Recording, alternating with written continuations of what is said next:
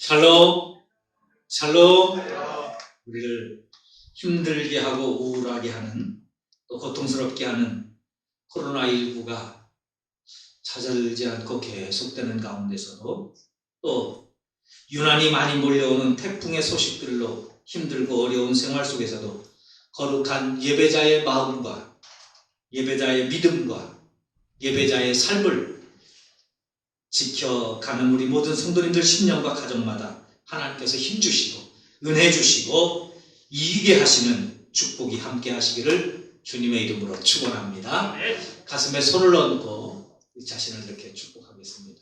나는 하나님의 든든한 백이 있습니다. 하나님의 든든한 백이 있습니다. 나는 잘 되는 사람입니다. 잘 되는 사람입니다. 아멘. 할렐루야. 2008년도에 차인표 씨가 대만에 가서 가진 팬미팅에서 간증이 내용입니다. 사람들은 나를 바른 생활 사나이라고 합니다. 그것은 내가 죄를 지어서가 아니라, 짓지 않아서가 아니라 지은 죄를 잘 숨겼기 때문입니다. 내가 지은 죄를 잘 숨겼기 때문에 저를 바른 생활 사나이라고 부르는 것이죠. 2001년 불꽃이라는 드라마가 대만에서 방영된 후 많은 대만 사람들이 저를 사랑해 주셨습니다. 지난 5년 동안 대만을 총 5번 방문했는데 그때마다 많은 사람들이 환영해 주었고 저를 안아주었고 사랑한다며 반겨주었습니다. 저도 그때마다 그들을 안고 사랑한다고 말했습니다. 그때는 그 말이 진심이라고 생각했습니다. 그런데 지금 생각해보면 그들에게 한 말은 거짓말이었습니다. 그들을 진심으로 사랑했다면 내가 믿고 있는 예수 그리스도에 대해서 말해야 했기 때문입니다.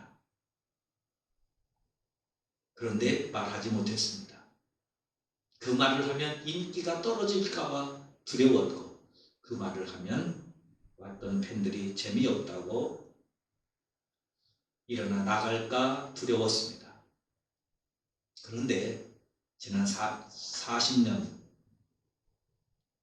동안 기독교인으로 살아온 내가 예수님을 만나지 못했기 때문이었습니다. 감사하게도 2006년 인도 선교 여행 중에 한 가난한 아이를 통해서 나를 40년 동안 기다려주신 예수님을 인격적으로 만날 수 있었습니다. 하나님의 사랑이 40년간 나를 기다려왔다는 사실을 깨닫고 그 사랑이 얼마나 큰지를 또한 알게 되었습니다. 그래서 저는 이제 이번에 여러분에게 이 자리에서 확실하게 말씀드릴 수 있습니다. 여러분, 차인표 씨가 팬들 앞에 팬미팅을 하면서 하는 말입니다. 여러분, 예수님은 살아계십니다. 저에게 일어났던 이 축복이 여러분들에게도 동일하게 이루어지기를 바랍니다. 차인표 씨는 자신의 삶의 변화의 터닝 포인트, 2006년 인도 여행 중에 예수님을 만난 사건이었음을 고백하면서 그 이후에 그의 삶이 바뀌었고 또 그렇게 살았습니다.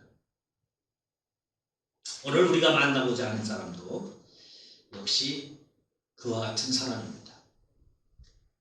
너무나 유명해서 많은 사람들이 아실 텐데요. 바로 에녹이라는 사람입니다.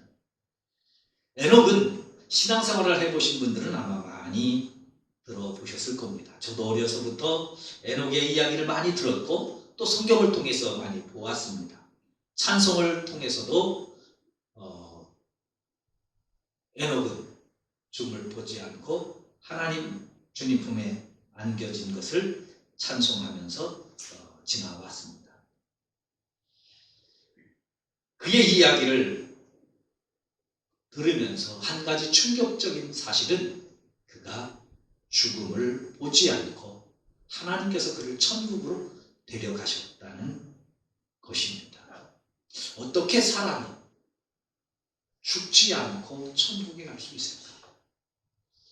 그리고 그는 어떻게 예수님을 만났고 하나님을 만났고 그 하나님을 만남으로 어떻게 살았는가? 오늘 그 말씀을 통해서 함께 은혜를 나누려고 합니다.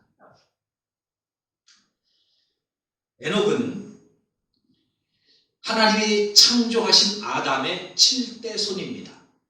그래서 아담, 셋, 에노스, 케난, 마할랄렛, 야렛, 그리고 에녹, 이렇게 7대를 지나왔습니다. 셋이 에노스를 낳은 후 다시 하나님의 이름을 부르면서 예배를 회복했지만 그 이후에 역시 예배가 어떻게 이어져 갔는지 성경에 기록되어져 있지 않습니다. 그런데 성경을 보면 그 이후에 예배는 다시 끊어진 것 같습니다. 그래서 사람들은 900여 년을 살면서 자녀를 낳고 살다가 죽었다. 900년을 살면서 자녀를 낳고 죽었다. 이 이야기밖에 기록되어져 있지 않습니다. 그런데 에녹에 있어서는 그의 인생의 삶의 패턴이 바뀌어지게 되어집니다. 여러분, 우리가 살아가면서 가장 중요한 것 두 가지가 뭘까요? 아마 그 두 가지는 이거 아닐까요?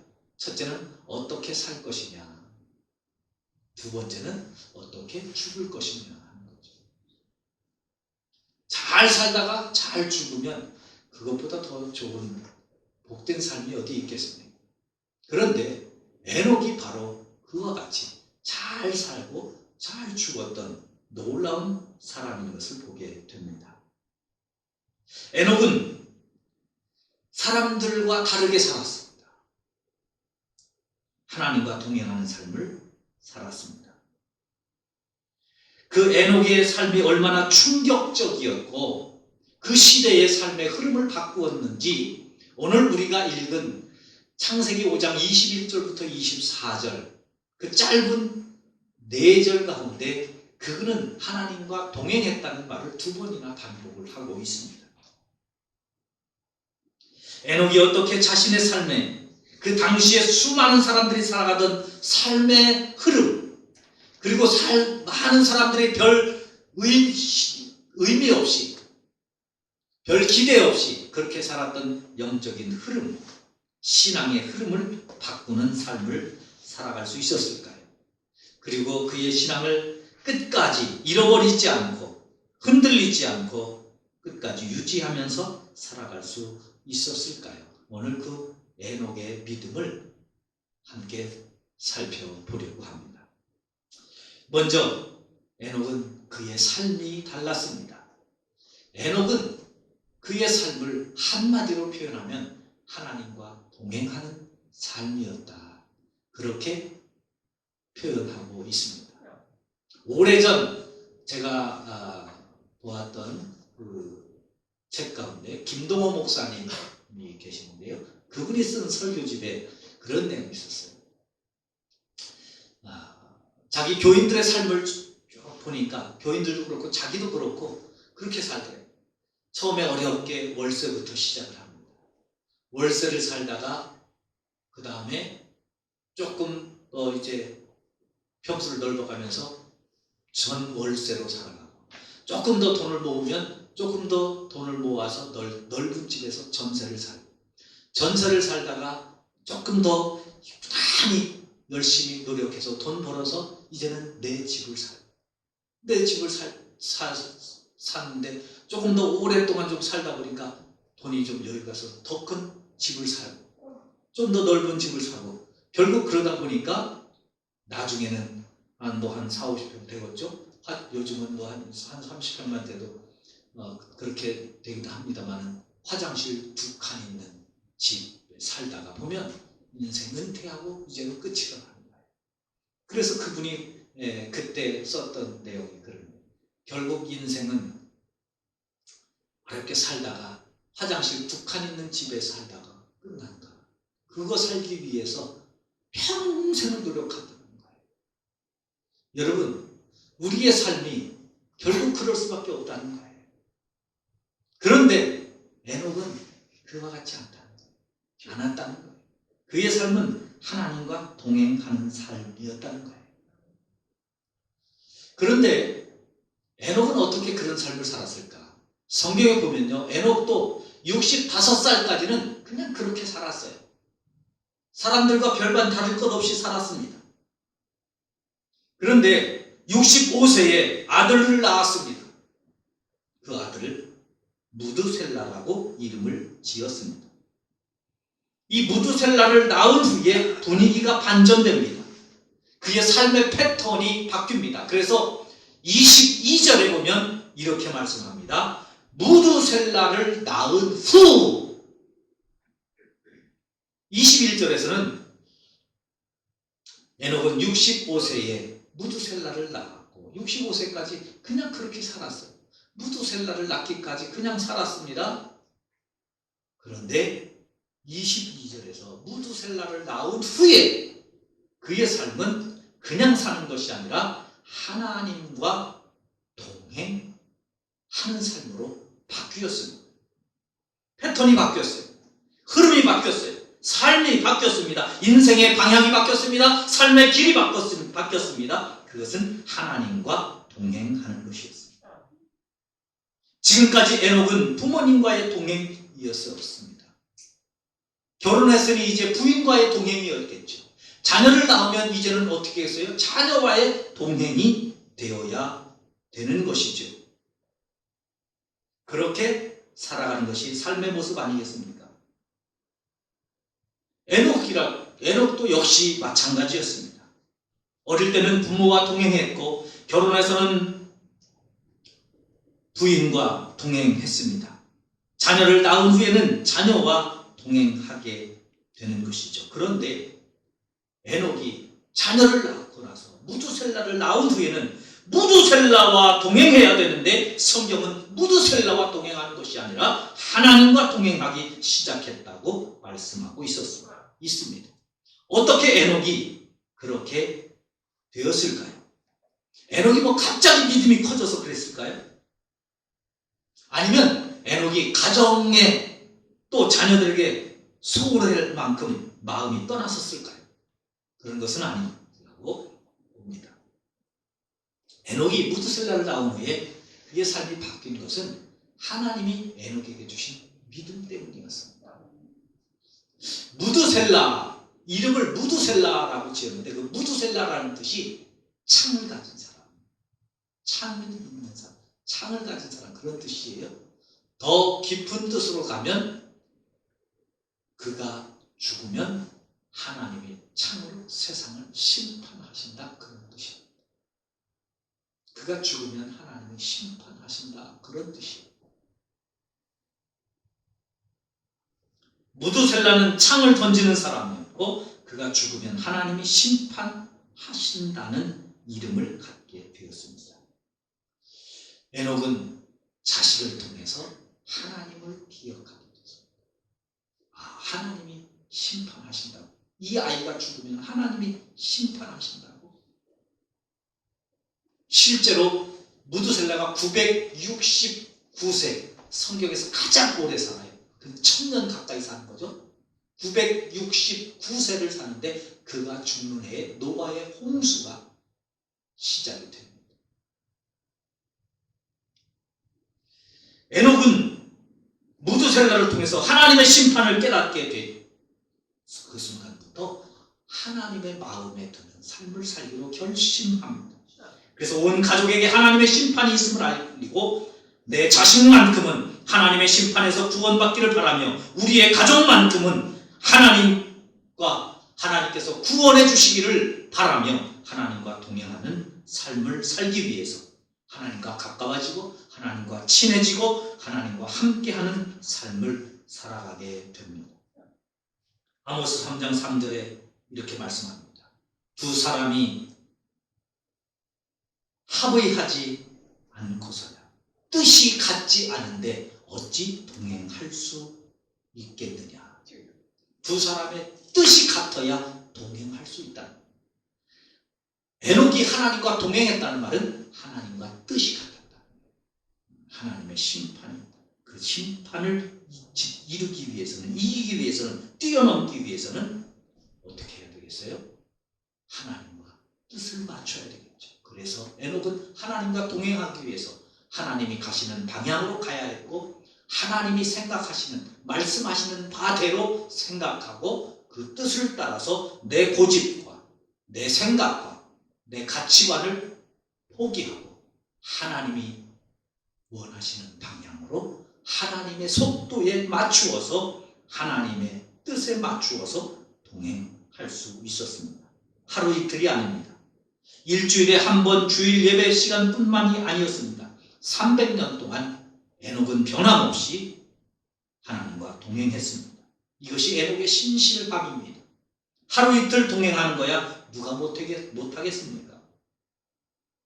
300년을 변함없이 동행하는 것. 수없는 위기가 있었겠지요.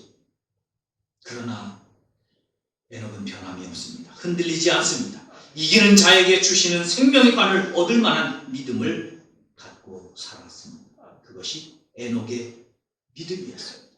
에녹의 삶은 그렇게 달랐습니다. 여러분, 여러분의 삶은 지금 어떻습니까? 어디에 맞추어서 살아가고 계십니까? 어느 방향으로 가고 있습니까? 누구와 동행하고 계십니까? 에녹을 통해서 오늘 이 시간부터 우리의 신앙도 하나님과 동행할 수 있을 그런 결심, 믿음의 결단이 있을 수 있기를 바랍니다. 내 생각, 내 가치관, 내 기준, 내가 가지고 살아왔던 모든 것 속에서 오늘부터 다시 하나님의 뜻을 찾고 하나님의 뜻을 바라보고 하나님의 뜻을 구하기 위해서 우리 함께 노력하며 애써 나가실 수 있기를 바랍니다. 하나님이 보이지 않는데, 하나님의 말씀 음성이 들리지 않는데 어떻게 하나님의 뜻을 알 수 있을까요? 어떻게 하나님의 계획을 알 수 있을까요? 어떻게 하나님이 원하시는 방향을 갈 수 있을까요?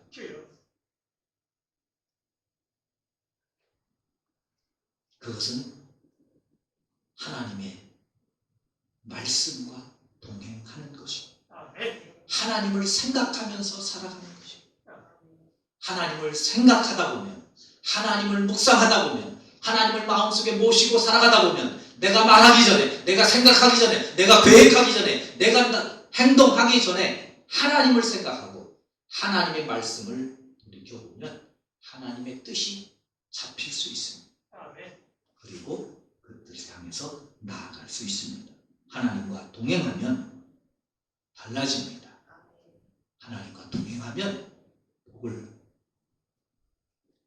누릴 수 있습니다. 소유할 수 있습니다. 그 축복이 우리에게 있기를 바랍니다.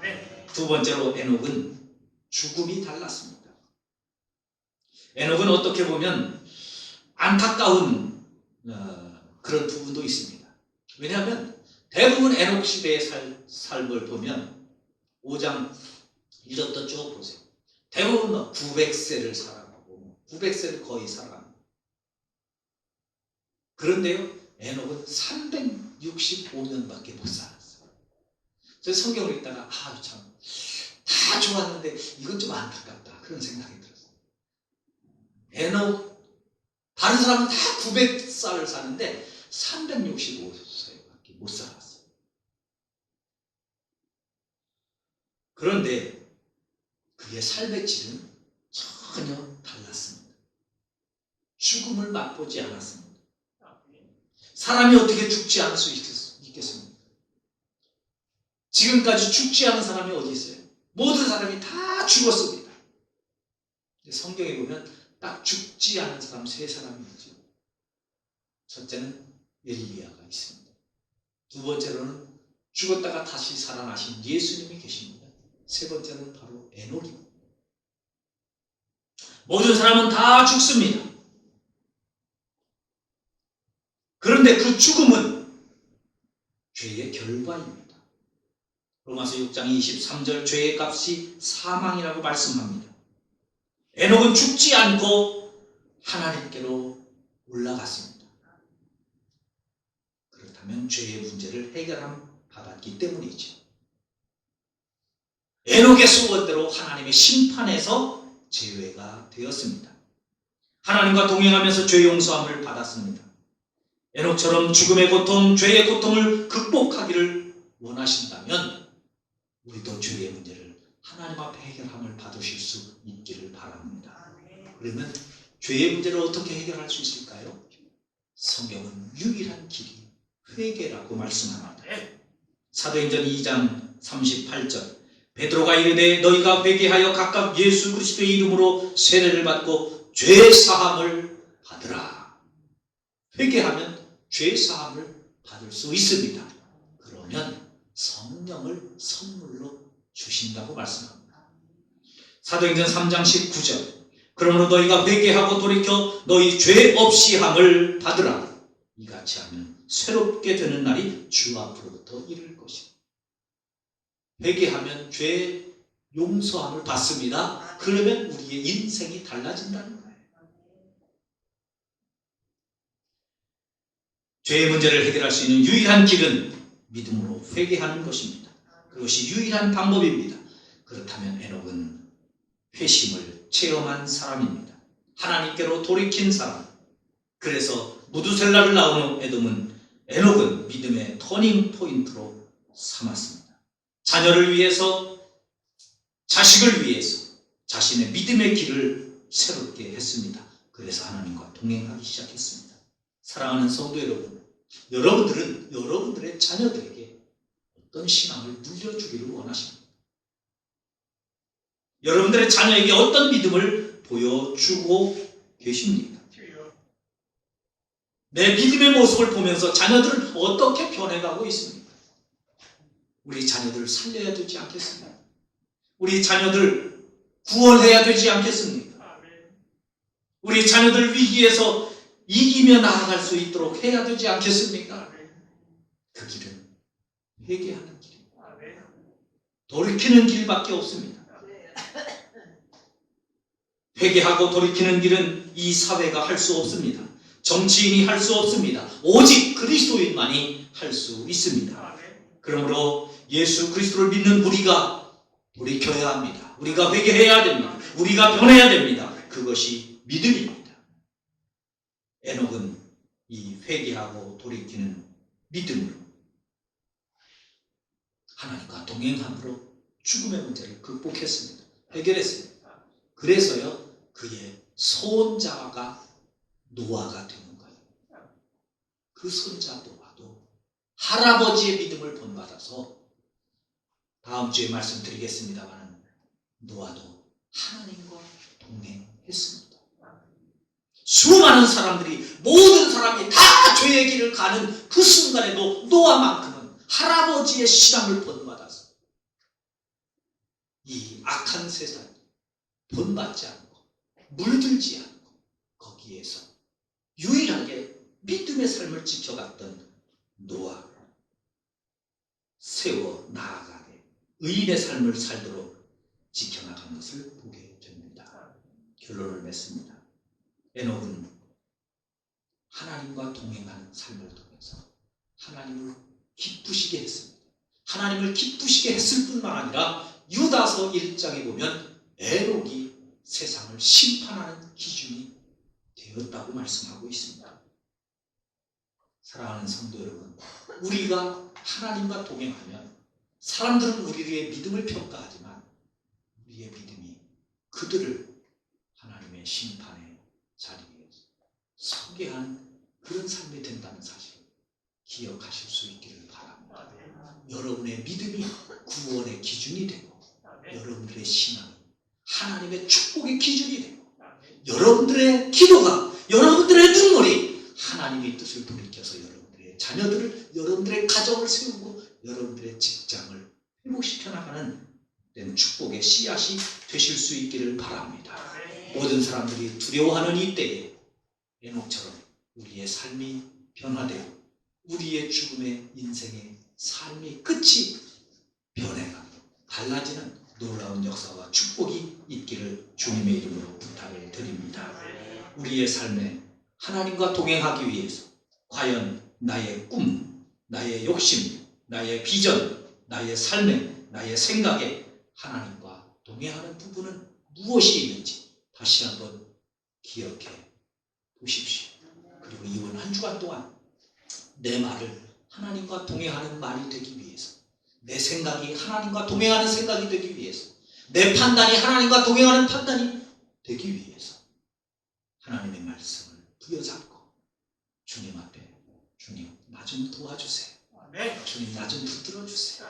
기도하면서 나아가심으로 우리의 삶에도 하나님과 동행하는 복된 삶이 되시기를 주님의 이름으로 부탁을 드립니다.